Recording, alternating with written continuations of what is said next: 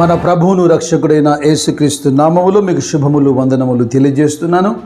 అనుదిన ధ్యానమునకు స్వాగతం. ప్రకటన గ్రంథం 7వ అధ్యాయం ఈ దిన మన ధ్యానాంశంగా ఉంది. ఈ అధ్యాయంలో ప్రారంభపు వచనాన్ని మనం చూస్తున్నప్పుడు అటు తర్వాత భూమి యొక్క 4 దిక్కులలో 4 దేవదూతలు నిలిచి ఉండి భూమి మీదనైనను సముద్రం మీదనైనను ఏ చెట్టు మీదనైనను గాలి వీచకున్నట్లు భూమి యొక్క 4 దిక్కుల వాయువులను పట్టుకొని ఉండగా చూచితిని. మరియు సజీవుడగు దేవుని ముద్ర గల వేరొక దూత సూర్యోదయ దిశ నుండి పైకి వచ్చుట చూచితిని. భూమికిని సముద్రముకును హాని కలుగజేయుటకై అధికారము పొందిన ఆ 4 దూతలతో ఈ దూత, మేము మా దేవుని దాసులను వారి నొసళ్ళ యందు ముద్రించు వరకు భూమికైనను సముద్రముకైనను చెట్లకైనను హాని చేయవద్దని బిగ్గరగా చెప్పాను. చాలా జాగ్రత్తగా ఈ విషయాన్ని మనం గమనించాలి. అయితే ఈ 4 దూతలు అని చెప్పబడుతున్నటువంటి వీరు దేవునికి సంబంధించిన వారు కాదు. ఈ వాయువులు తీర్పుకు సాదృశ్యంగా ఉన్నాయి గనక భూమి మీద ఉన్నటువంటి మనుషులకు హాని చేసేందుకు వీరు పంపబడినటువంటి దూతలు. అయితే ఇక్కడ కనబడుతున్న 5వ దూత, ఎందుకంటే ప్రత్యేకంగా అక్కడ రాశారు కదా, దేవుని ముద్ర కలిగినటువంటి దూత సూర్యోదయ దిశ నుండి పైకి వచ్చుట చూచితిని. ఈ 5వ దూత తక్కిన 4 దూతలతో చెబుతున్న మాట ఏంటంటే, మా దేవుని ప్రజలకు మేము ముద్ర వేసే వరకు మీరెవరికి ఏమీ హాని చేయవద్దు. దేవుని యొక్క కనికరము, ప్రేమ ఎంత గొప్పదో. ప్రతి తరములో ఎంతో కొంతమంది రక్షణ పొందాలని ఏర్పరచబడిన వారు, ముద్రించబడిన వారి కొరకు దేవుని యొక్క అద్భుతకరమైన ప్రేమ ప్రణాళిక ఇది. అలాగా చెబుతూ ఆ ముద్రించబడిన వారి లెక్క కూడా కింద చెబుతున్నాడు. 4వ వచనంలో, మరియు ముద్రింపబడిన వారి లెక్క చెప్పగా వింటిని, ఇజ్రాయేళ్ల గోత్రములన్నిటిలో ముద్రించబడిన వారు 144,000 మంది. యూదా గోత్రములో 12,000 మంది, రూబేను గోత్రములో 12,000 మంది, గాదు గోత్రములో 12,000 మంది, ఆషేరు గోత్రములో 12,000 మంది. ఇలాగ 12 గోత్రాలలో ఒక్కొక్క గోత్రము నుండి 12,000 మంది ముద్రించబడ్డారు. చాలామంది తెలియక పొరపాటున పరలోక రాజ్యంలో కేవలం క్రీస్తుతో పాటు ఉండేవారు ఈ 144,000 మంది మాత్రమే, పరలోకం చాలా చిన్నది అని తప్పుగా వాక్యాన్ని అర్థం చేసుకుంటుంటారు. కొన్ని సందర్భాల్లో వాళ్ళు బోధించడం కూడా మనం చూసాం. అయితే ఈ 144,000 మంది ఎవరు అంటే కేవలం ఇజ్రాయేళ్ల ప్రజల్లో ముద్రించబడిన వారు. అది కూడా బాగా వినాలి.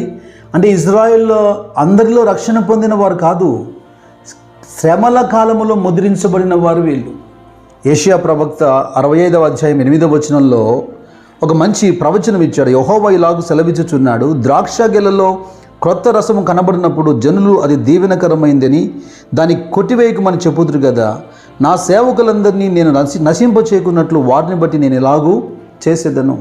ప్రతి తరములో దేవుడు ఒక శేషమును మిగిలిస్తూ ఉన్నాడు. మనం రెమినెంట్ పీపుల్ అంటాం కదా. జకర్యాగా ప్రవక్త కూడా 14వ అధ్యాయంలో 2వ వచనంలో చూడండి, ఏలైనగా యెరూషలేము మీద యుద్ధము చేయుటకు నేను అన్యజనులందరినీ సమకూర్చబోచున్నాను. పట్టణము పట్టబడును, ఇండ్లు కొల్లపెట్టబడును, స్త్రీలు చెరపబడుదురు, పట్టణములో సగం మంది చెరపట్టబడిపోవుదురు. అయితే శేషించిన వారు నిర్మూలము కాకుండా పట్టణములో నిలుతురు. ఇజ్రాయేల్ ప్రజల నుంచి, యూదుల్లో నుండి 144,000 మందిని ఆయన ముద్రిస్తున్నాడు. వీరు సంఘం ఎత్తబడిన తర్వాత శ్రమల కాలములో దేవుని ద్వారా ముద్రించబడిన వారు కనుక వీళ్ళు రక్షణ పొందుతారు. మనం బాగా అర్థం చేసుకోవాలి. సంఘం ఎత్తబడిన తర్వాత ఈ లోకంలో ఎవరు రక్షణ పొందరా? తప్పకుండా రక్షణ పొందుతారు. అయితే ఇక్కడ ఒక ప్రాముఖ్యమైన విషయం ఏంటంటే, ఈ మాట విన్నప్పుడు ఒకవేళ ఇప్పుడు విశ్వసించకపోయినా సంఘం ఎత్తబడిన తర్వాత కూడా అవకాశం ఉందని డోంట్ వెయిట్ ఫర్ దట్. ఎందుకంటే కృపాయుగములో నీవు రక్షణ పొందే మనసు లేకపోతే శ్రమల కాలంలో ఒకవైపున హింస జరుగుతూ ఉండి సాతాను పరిపాలనిస్తూ శ్రమ పెడుతూ వాని ముద్ర లేని వానికి క్రయ విక్రయములు లేక ఆహారము లేక ఉన్న దినాల్లో నువ్వు ఎలా రక్షణ పొందుతావు? నేను ఎందుకు చెబుతున్నానంటే ఈ మాటను ఆధారం చేసుకొని దాని కొరకు ఎదురు చూడాల్సిన అవసరం లేదు. కానీ తప్పకుండా ఆ రోజున, అంటే సంఘం ఎత్తబడినప్పుడు, ఈ ప్రపంచం అంతట్లో సంఘం ఎత్తబడినప్పుడు ఎంత గందరగోళం, ఎంత గలిబిలి జరుగుతుంది. బాగా వినండి. మత్తయి సువార్తలో 24వ అధ్యాయంలో మనం చూస్తే యేసుక్రీస్తు ప్రభు చాలా స్పష్టంగా, ఈ మత్తయి సువార్త 24వ అధ్యాయం చాలా ప్రాముఖ్యమైంది.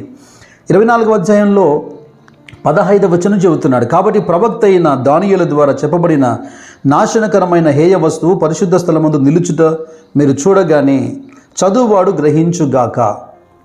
యూదయలో ఉండువారు కొండలకు పారిపోవలను, మెది నుండివాడు తన ఇంటిలోనికి ఏదైనా తీసుకొని పోవటకు దిగకూడదు, పొలములో ఉండివాడు తన బట్టలు తీసుకొని పోవటకు ఇంటికి రాకూడదు. అయ్యో ఆ దినములలో గర్భిణులకును పాలిచ్చు వారికి శ్రమ, అప్పుడు మహాశ్రమ కలుగును గనక మీరు పారిపోవుట చలికాలం మందైనను విశ్రాంతి దినం మందైనను సంభవింపకుండవలని ప్రార్థించుడి. లోకారంభం నుండి ఇప్పటి వరకు అటు శ్రమ కలగలేదు, ఇక ఎప్పుడునూ కలగబోదు. ఆ దినములు తక్కువ చేయబడకపోయినడల ఏ శరీరియు తప్పించుకొనడు. ఏర్పరచబడిన వారి నిమిత్తము, బాగా వినండి, ఏర్పరచబడిన వారి నిమిత్తము ఆ దినములు తక్కువ చేయబడును. ఈ మహాశ్రమల కాలంలో క్రీస్తు ఆ సంఘం ఎత్తబడిన మరుక్షణం నుంచి లోకంలో కలగబోయే మహాశ్రమల మధ్యలో ఇక్కడ ప్రార్థన మనకు కనబడుతుంది, ఏర్పరచబడిన వారు కనబడుతున్నారు. మీరు ప్రార్థించండి అని ప్రభు చెబుతున్నాడు. అదే సమయంలో ఆ శ్రమల దినాలు ఎందుకు తక్కువ చేయబడ్డాయంటే ఏర్పరచబడిన వారి కొరకు అంటున్నాడు. సంఘము ఎత్తబడినటువంటి ఒక అద్భుతకరమైన విషయం, ప్రపంచంలో అనేక వేల లక్షల కోట్ల మంది మిస్ అయిపోయినప్పుడు ఇంకా అన్య జనాంగం ఇది ఏమైందో ఒక వింత మాకు తెలియదని నమ్మకపోవచ్చు, కానీ వాక్యము తెలిసిన వాళ్ళు నమ్మే అవకాశం ఉంది. ఉదాహరణకు మనము యేసుక్రీస్తు ప్రభు తన శిష్యులతో ఏదైనా చెప్పినప్పుడు మొదట వాళ్ళు గ్రహించకపోతే ఆ తర్వాత వాళ్ళ కళ్ళెదుట ఆ కార్యములు జరిగినప్పుడు వారు ఆ మాటలు జ్ఞాపకం చేసుకుంది అని మనం చూస్తాం. లూకాసు వార్త 24వ అధ్యాయంలో 8వ వచనం మీరు చూడండి, 6 నుండి కూడా చూద్దాం. ఆయన ఇక్కడ లేడు, ఆయన లేచి ఉన్నాడు. ఆయన ఇంకా గలిలీలో ఉండినప్పుడు మనుష్య కుమారుడు పాపిష్టులైన మనుషుల చేతికి అప్పగించబడి సిలువ వేయబడి 3వ దినమందు లేవవలసి ఉన్నదని ఆయన మీతో చెప్పిన మాట జ్ఞాపకం చేసుకుని వారితో అనేది. అప్పుడు వారు ఆయన మాటలు జ్ఞాపకము చేసుకున్నారు. ఆ తర్వాత కొన్ని జరిగిన తర్వాత వాళ్ళు విశ్వసించడం మనం చూస్తాం. అలాగనే సంఘం ఎత్తబడిన తర్వాత వినిన వారు గ్రహిస్తారు, అందులో కొందరు విశ్వసిస్తారు, రక్షించబడతారు. ఇక ప్రకటన గ్రంథం 7వ అధ్యాయం 9వ వచనంలో చూస్తే మనకు మరొక గ్రూప్ ఆఫ్ పీపుల్ కనబడుతున్నారు. అటు తర్వాత నేను చూడగా ఇదిగో ప్రతి జనములో నుండి, ప్రతి వంశంలో నుండి, ప్రజల్లో నుండి, ఆయా భాషలు మాట్లాడు వారిలో నుండి వచ్చి ఎవడనూ లెక్కింపజాలని ఒక గొప్ప సమూహము నాకు కనబడెను. వారు తెల్లని వస్త్రములు ధరించుకున్న వారే ఖర్జూరపు మంటలు చేత పట్టుకొని సింహాసనం ఎదుటను గొర్రెపిల్ల ఎదుటను నిలవబడి 144,000 మంది ముద్రించబడ్డారు.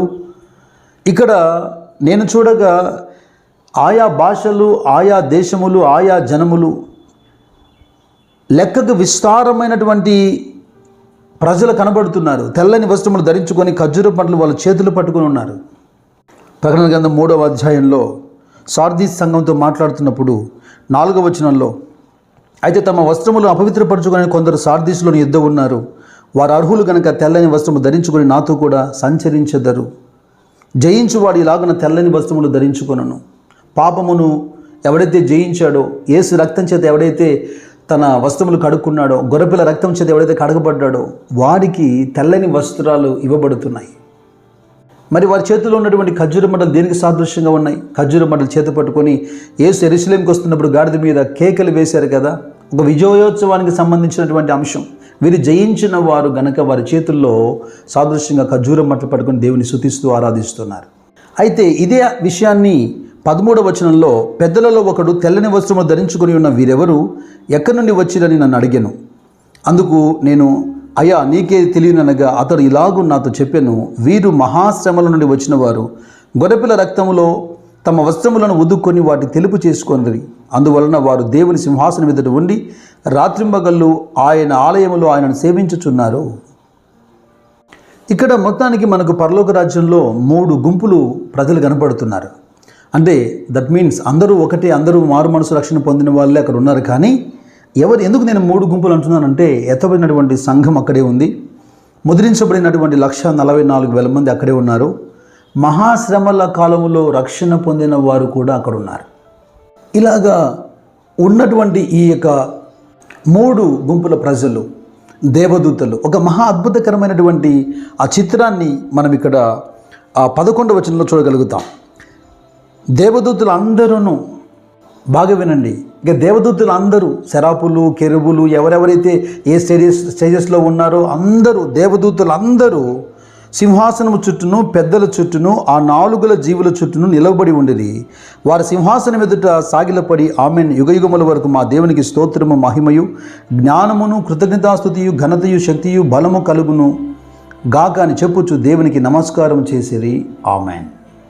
ఆకలి అయినా దాహమైనా ఉండని, సూర్యుడైనా లేదా వడగాలి అయినా తగలని ఆ రాజ్యములో సింహాసనం ఎదుట గొర్రెపిల్ల ఎదుట సాగిలపడి పరిశుద్ధులందరితో దూతలందరితో కలిసి ఆయనను సేవించడం ఎంత గొప్ప ధన్యత, ఎంత గొప్ప భాగ్యం. నా ప్రియ సహోదరి సహోదరులారా, కీర్తనకారుడు 51వ కీర్తనలో 7వ వచనంలో పశ్చాత్తాపంతో ప్రార్థన చేస్తున్నప్పుడు ఒక మాట రాశాడు. నేను పవిత్రుడగునట్లు హిసోపుతో నా పాపము పరిహరింపుము, హిమము కంటేను నేను తెల్లగా ఉన్నట్లు నీవు నన్ను కడుగుము. యోహాను భక్తుడు తన మొదటి పత్రికలో మొదటి అధ్యాయంలో 7వ వచనం 9వ వచనంలో ఇలా చెబుతున్నాడు, మనము మన పాపమును ఒప్పుకొని ఎడల ఆయన నమ్మదగిన వాడు నీతిమంతుడు గనుక ఆయన మన పాపమును క్షమించి సమస్త దుర్నీతి నుండి మనల్ని పవిత్రులుగా చేయును. యేసుక్రీస్తు యొక్క రక్తం చేత కడగబడి తెల్లని వస్త్రములు పొంది ఈ పరలోక సైన్య సమూహంతో కలిసి ఆరాధించే కృప దేవుడు మెండుగా దయచేయనట్లుగా ప్రార్థన చేద్దాం. పరిశుద్ధుడా జీవంగల దేవ యేసుక్రీస్తు ప్రభువా, నిన్ను స్తుతిస్తూ నిన్ను మహిమపరుస్తున్నాం. నీ దీర్ఘశాంతమును బట్టి మేము నశించలేదు. నీ ప్రియకుమారుడు యేసుక్రీస్తుని ఈ లోకానికి పంపి మీరు మాకిచ్చినటువంటి అద్భుతకరమైన ఈ రక్షణను బట్టి నీకు స్తోత్రాలు. ఇదిగో ప్రభువా, పెద్దలు జీవులు పరలోక సైన్య సమూహం నిన్ను ఆరాధిస్తుండగా యుగయుగములకు స్తోత్రము ఘనత మహిమ నీకని ఆ గుంపులో మేము చేర్చబడే కృపా భాగ్యం మీరు మాకు దయచేయమని యేసు నామములో ప్రార్థించి వేడుకుంటున్న పరలోకపు తండ్రి. ఆమెన్. ఆమెన్.